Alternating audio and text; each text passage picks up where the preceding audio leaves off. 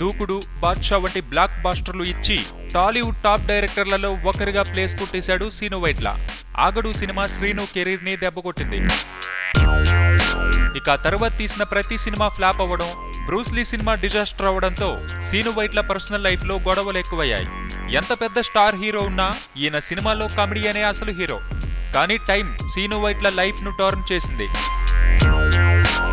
వరుసగా సినిమాలు ఫ్లాప్ అవ్వడం, భార్యతో విభేదాలు, పోలీస్ కేస్ ఇవన్నీ శ్రీనుని కుంగదీశాయి.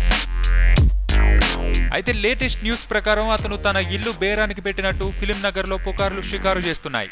అప్పులు ఇంకా తీరలేదని కొంతమంది, కాదు ఆ ఇల్లు వాస్తు బాగోలేదని అందుకే అమ్మకానికి పెట్టాడని రకరకాలుగా చెవులు కొరుక్కుంటున్నారు. సబ్స్క్రైబ్ చేయడం మర్చిపోకండి. వీలైతే లైక్, కుదిరితే కామెంట్ పెట్టండి. ఇలాంటి ఇంట్రెస్టింగ్ బ్రేకింగ్ బిగ్ న్యూస్ మాకు తెలిసిన వెంటనే మీకు తెలియజేస్తాం. మాతో టచ్ లో ఉండండి.